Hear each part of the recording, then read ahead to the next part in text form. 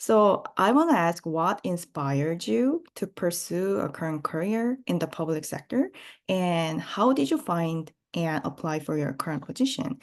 So we'd like to hear about each of your career journeys briefly. I think I first became interested in geospatial analysis through a project that I was actually working on at the World Bank. One of my supervisors had been telling me that I should do a PhD, and encouraging me to do this for a very long time. And I thought, well, I'm not going to do a PhD unless I'm really, truly interested in the topic. And then we started working on this one project in Lusaka in 2017-18 during the cholera outbreak in the capital city, Lusaka, sorry, of Zambia. And we started working with someone called Pete Getting, who is, he was at the time at the Big Data Institute in Oxford University. And he also, I think, started the Malaria Atlas project, which, if anyone on the call is interested to look it up, I really recommend it. It's a really great initiative where they've used a lot of global data sets, but to map more than just malaria, they also have data on friction, so global travel times across the whole world. And you can download all of their data for free. It's readily available. And so we worked with Pete on trying to map not just where the cholera outbreak was, but also what were the underlying factors that contributed or were like most closely spatially associated with the outbreak. We all know that cholera is caused by poor water and sanitation conditions, but there are multiple possible ways in which that could occur. So it could be through issues to do with the sewer network, to do with the piped water network. There are also pit latrines in a context like Lusaka where you don't have coverage over the entire country, over the entire city of a pipe sewer system. People have wells, and then you also have issues to do with the underlying groundwater and the level of groundwater and the geology. So we basically had to combine a huge amount of data from different sources, putting these all together along with the points, the cholera points, and identify where the sort of strongest correlation was.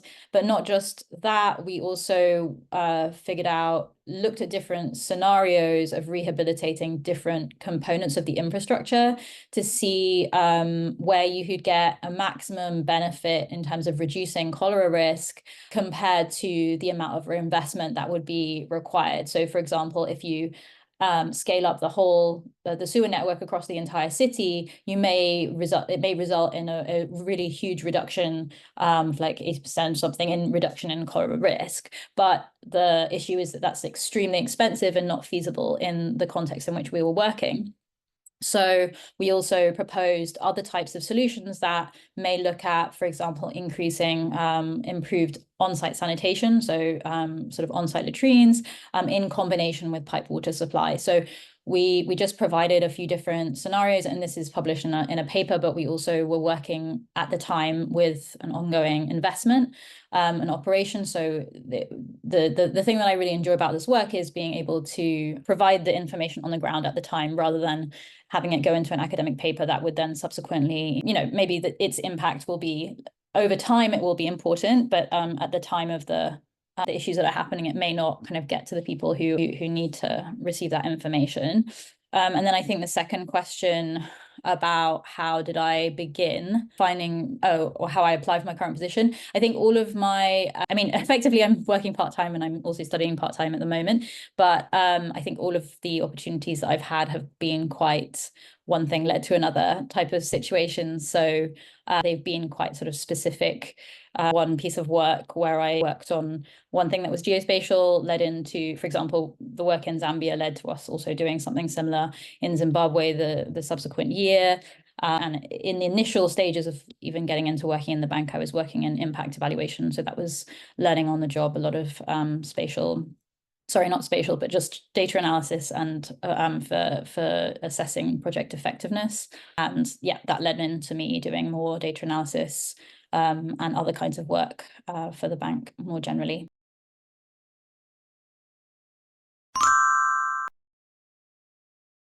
So as I mentioned earlier, GIS is not my first career. I worked for about a decade as an electrical engineer.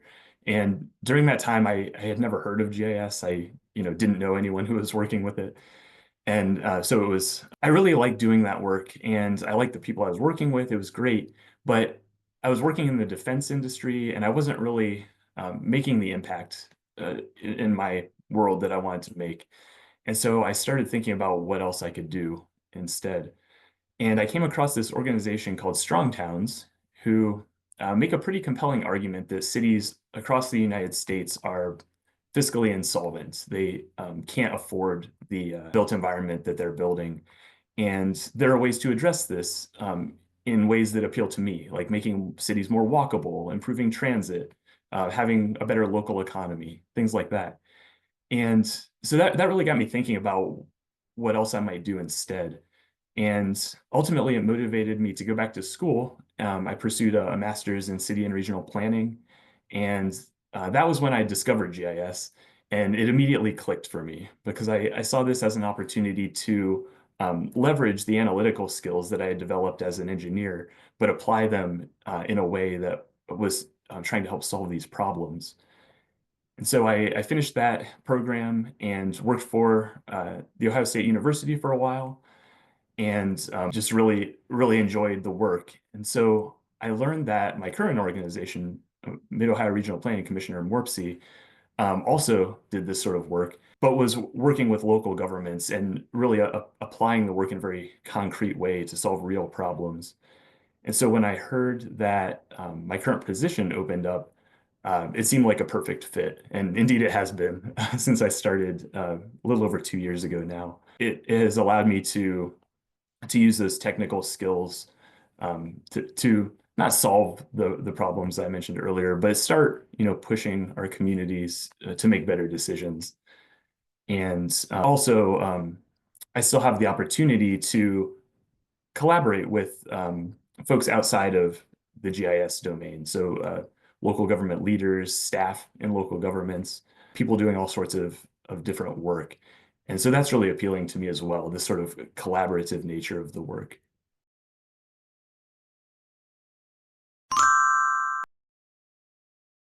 Yeah, let me share my GIS journey first. I started my GIS career from military army in South Korea. So most of you learn GIS from the textbook or from the classroom, but I learned GIS from the field. So the first thing I got is I put the GPS in the car and survey the road data of the military land and take it back to my lab and visualize it on the map, and I updated it. I learned a lot of technical skills during the 2-year military experience in South Korea.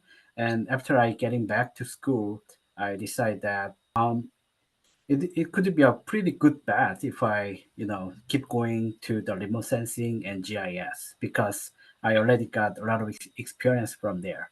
So after coming to United States, I started my master from Iowa and my PhD from Arizona. So during my graduate school, it was a pretty good opportunity to learn some background academic skills and writing skills and also programming skills. And as you already know, as an international student in graduate school, getting many opportunities to work outside of academia was not an easy task. But fortunately, I had a chance to collaborate with the local government in Arizona and with the federal government, federal agencies like USGS and NASA, which broadened my perspectives. So at that time, I realized that with a graduate degree, I can also apply to the real world, not to the academia. Based on my experience on that, I applied several government agencies. So I applied the federal and local government and county governments. Yeah, I applied just many applications that I did. So at the very first time I failed because I did not have any experience. I mean, the strong experience from the outside of the academia. But after multiple interviews and I learned by myself how to prepare and how to answer. So I finally got a chance to working in the Minnesota DNR. So I think the most important thing is that just apply and make some network from the LinkedIn, so you can contact the person when you are interested in.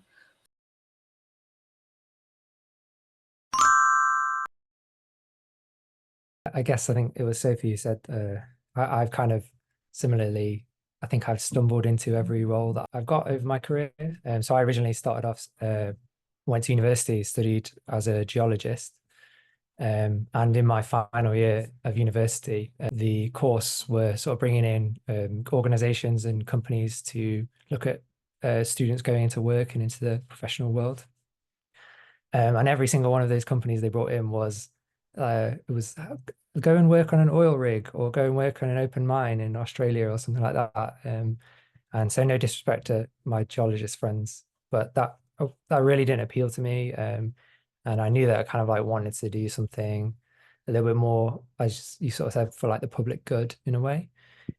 So I ended up doing a master's specifically in climate change and environmental policy. And while I was studying that, my dissertation was on using GIS to look at quantifying and mapping social vulnerability in the events of different disasters, natural disasters, natural hazards. So a lot of that work kind of got me into the looking at disaster management, that kind of world, as well as sort of the climate action. And then in London, where I was studying at the time, around that time when I was studying, there was this disaster called Grenfell had happened, which is a large multi-story block called Grenfell Tower, and that caught fire. And it was a big disaster in London.